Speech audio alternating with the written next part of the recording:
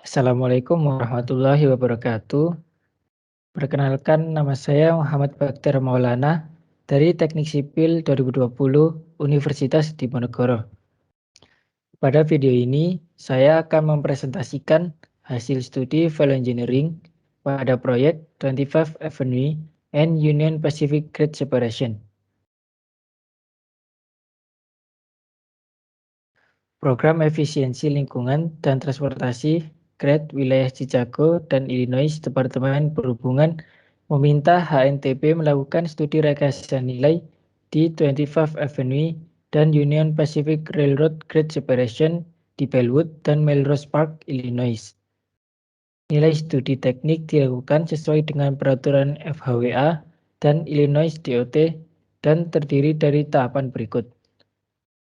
Yang pertama, perencanaan pralokakarya, kemudian pengumpulan dan tinjauan informasi, kemudian analisis fungsi termasuk identifikasi risiko dan analisis biaya, brainstorming yang kreatif, kemudian evaluasi ide, dan pengembangan ide. Sejarah 25 Avenue dibuka pada tanggal 29 Juli tahun 1916 sebagai stasiun terminal perpanjangan PMT West End Line dari 18th Avenue. Dengan selesainya jalur ke Coney Island pada 21 Juli 1917, stasiun ini tidak lagi menjadi terminal jalur. Jalur ini awalnya merupakan jalur kereta api ekskursi permukaan ke Pulau Coney yang disebut Brooklyn, Bath, and Coney Island Railroad yang didirikan pada tahun 1862, tetapi tidak mencapai Pulau Coney hingga tahun 1864. Di bawah kontrak ganda tahun 1913, jalur layang dibangun di atas New Utrecht Avenue, 89th Street, dan Stillwell Avenue, menggantikan jalur kereta api permukaan. Platform tersebut diperpanjang pada tahun 1950-an untuk mengakomodasi panjang kereta divisi B standar saat ini dengan panjang 615 kaki atau 187 meter. Pada tahun 1980-an, stasiun ini diadopsi oleh siswa Lafayette High School sebagai bagian dari program Adopt a Station di New York City Transit. Pada tahun 2012, stasiun ini direhab dengan dana dari American Recovery and Reinvestment Act pada tahun 2009. Karya seni tahun 2012 di stasiun ini adalah penemuan kembali oleh Ami Cheng. Ini terdiri dari 4 kaca laminasi kaca depan, tanah, dan cakrawala imajiner. Deskripsi proyek. Program Efisiensi Lingkungan dan Transportasi GRAD Wilayah Chicago adalah untuk meningkatkan operasi angkutan dan kereta penumpang dan untuk meningkatkan operasi jalan raya di Chicago, wilayah metropolitan, sekaligus mengurangi dampak lingkungan dari pengoperasian kereta api pada masyarakat umum. Program GRAD mencakup pengembangan 4 angkutan kereta api barang dan penumpang koridor di wilayah metropolitan Chicago, dan juga termasuk proyek pemisahan kelas jalan raya rel, over atau underpass ke rel, dan jalan raya yang terpisah per kelas pada jalur rel yang ada. Pemisahan kelas 25 Avenue. Tujuan dari proyek ini adalah untuk menyediakan pemisahan tanjakan antara Jalan Raya 25 Avenue dan Jalan Raya Union Pacific Railroad. Proyek ini disponsori secara lokal oleh Desa Melrose Park, Bellwood, dan Maywood. 25 Avenue adalah jalan raya arteri perkotaan 4 jalur yang memiliki ADT 19.000 dan proyeksi ADT 2040 sebesar 20.000. Ini adalah batas kota madya antara 3 badan lokal sponsor proyek. 25 Avenue berada di bawah yurisdiksi Village of Bellwood selama proyek berlangsung. Batas. Ini adalah rute utara sampai selatan yang penting secara regional yang menyediakan akses langsung ke Interstate I-290. Berikut adalah lokasi proyek yang akan dilakukan.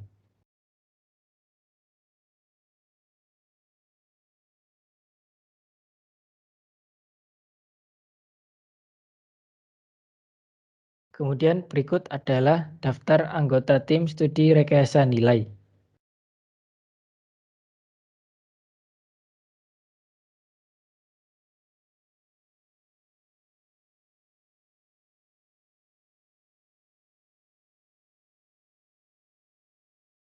Tujuan dan sasaran proyek. Tujuan dan sasaran proyek dibahas dan diuji dengan ide dan rekomendasi untuk memvalidasi kesesuaiannya dalam hal kinerja dan biaya. Tujuan dan sasaran yang diidentifikasi yaitu mengurangi kemacetan lalu lintas di 25 Avenue, meningkatkan keamanan, meningkatkan operasi lalu lintas, mengakomodasi akses komersial, dan memperbaiki persimpangan Grand Street. Kendala untuk studi value engineering. Kendala diidentifikasi oleh tim studi value engineering dan tim desain, baik tujuan proyek dan kendala dibahas selama studi lokakarya rekayasa nilai. Tim desain punya kesempatan untuk meninjau lebih lanjut dan fokus pada tujuan dan kendala yang berlaku pada masing-masing proyek komponen. Kendala yang diidentifikasi yaitu menghindari dampak terhadap fasilitas rel yang ada atau yang direncanakan. Kemudian, meminimalkan dampak pada lalu lintas kereta api dan operasi halaman. Kemudian, batasan lokal dan penglihatan. Kemudian, susun acara. Kemudian, akuisisi tanah, relokasi utilitas, akses ke bisnis lokal, koordinasi pemangku kepentingan, kemudian validasi izin lingkungan sebelumnya, kemudian pengawasan atau persetujuan federal tambahan teknis pada dokumen tahap 1, kemudian koordinasi ICC, petisi, dan pendanaan, kemudian agen pendanaan, kemudian ICC, IDOT, RR tahap 3, kemudian IDOT tahap 2, kemudian agen lokal, IDOT, federal CMAQ tahap 1. Kemudian jangan mengubah batas proyek utara sampai selatan. Kemudian menerbitkan NTP kepada kontraktor selambat-lambatnya pada tanggal 15 Oktober 2013. Kemudian persetujuan kontrak siap oleh Melrospark sebelum tanggal 23 September 2013. Kemudian pembukaan penawaran paling lambat sampai 30 Agustus 2013. Kemudian iklan penawaran paling lambat juga sampai tanggal 8 Agustus 2013. Kemudian bahan baja untuk jembatan, estetika dinding penahan, kemudian menggunakan item pembayaran IDOT, dan membeli produk Amerika. Identifikasi potensi risiko. Selama lokakarya, anggota tim VE menyadari bahwa ada risiko dan kesulitan, situasi yang dapat mempengaruhi kinerja proyek, menunda konstruksi, atau meningkatkan biaya. Tim studi VE dan tim sumber daya mengidentifikasi beberapa risiko untuk pengelolaan dan pemantauan. Yang pertama, mengakui sisi tanah. Kemudian pendanaan sampai ancaman terhadap pendanaan. Kemudian mempertahankan batasan ruang dinding. Kemudian rute jalan memutar dan persetujuan. Studi atau pembersihan limbah khusus, ATT sampai lead time 18 bulan. Comet sampai lead time 18 sampai 24 bulan. Nikor, Comcast, akses RR sampai selamat dan pasca konstruksi. Kemudian kurangnya akses kontraktor ke lokasi konstruksi. Evaluasi ulang dokumen lingkungan.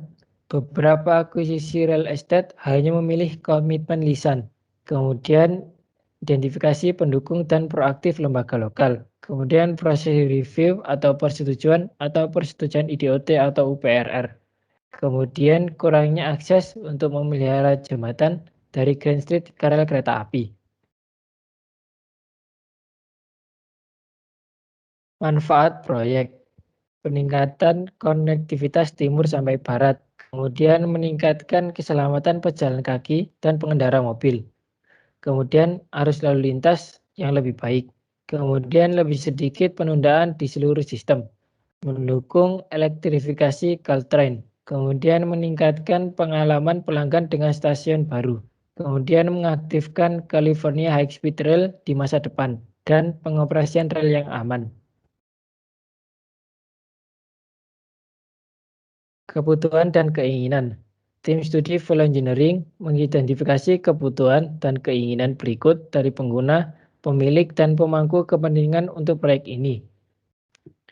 Kebutuhan sendiri adalah fungsi yang harus dipenuhi oleh proyek dan dipaksakan oleh berbagai pihak pengguna, pemilik, dan pemangku kepentingan. Sedangkan keinginan adalah fungsi yang tidak mutlak diperlukan dan harus dipenuhi jika pihak tidak memenuhi faktor atau yang tidak melanggar batasan. Berikut adalah daftar kebutuhan dan keinginan yang telah dicatat oleh tim studi value engineering.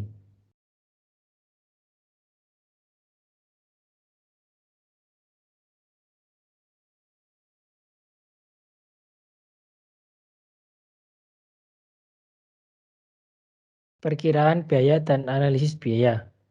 Analisis biaya memilah-milah komponen konstruksi berdasarkan biaya dan kemudian menerapkan prinsip 80% penghematan biaya dapat berasal dari 20% teratas dari item biaya. Analisis Pareto ditunjukkan dalam tabel berikut.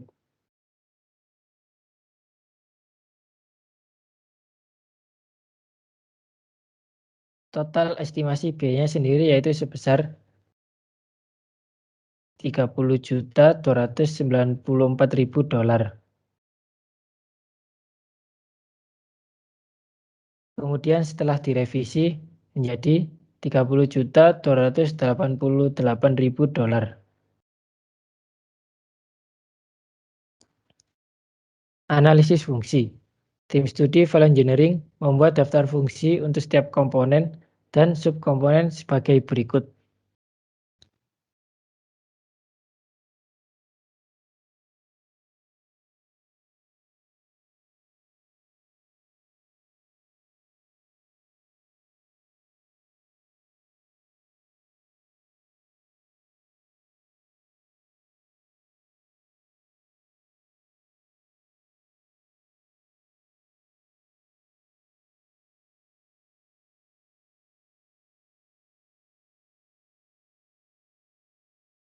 Fase kreatif.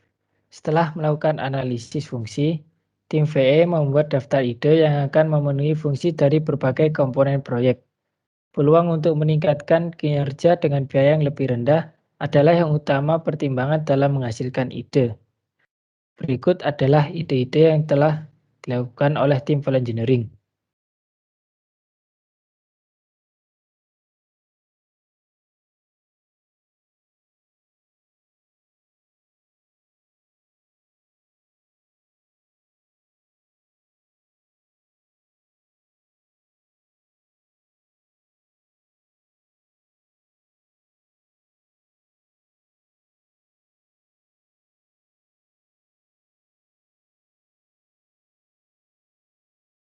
Fase evaluasi.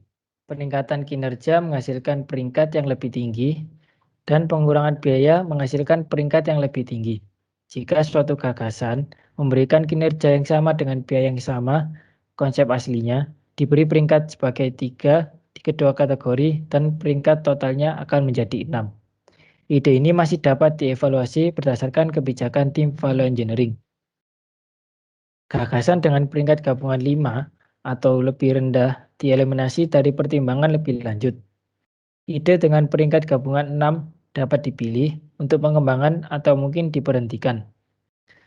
Ide dengan peringkat gabungan 7 atau lebih dipilih untuk pengembangan. Untuk beberapa ide, tidak tersedia cukup informasi untuk mengembangkan ide sepenuhnya, tetapi hanya konsepnya masih memiliki pahala. Dalam hal ini, ide tersebut menjadi saran desain untuk ditinjau oleh tim desain. Fase pengembangan. Ide-ide dari tahap evaluasi yang memiliki peringkat ide 7 atau lebih tinggi dipilih untuk pengembangan. Lembar kerja pengembangan disiapkan dalam beberapa kasus. Tambahan informasi untuk pertimbangan desain juga disediakan dalam format lembar kerja pengembangan untuk pertimbangan. Dalam beberapa kasus, informasi estimasi biaya masih dalam pengembangan atau sedang direvisi proyek. Oleh karena itu, tim VE memperkirakan bahwa biaya untuk beberapa gagasan akan bervariasi, tergantung pada kondisi saat itu tersebut diimplementasikan. Lembar kerja membahas ini kondisi bila memungkinkan. Di akhir setiap lembar kerja terdapat rekomendasi untuk gagasan tersebut. Sekian dari saya. Wassalamualaikum warahmatullahi wabarakatuh.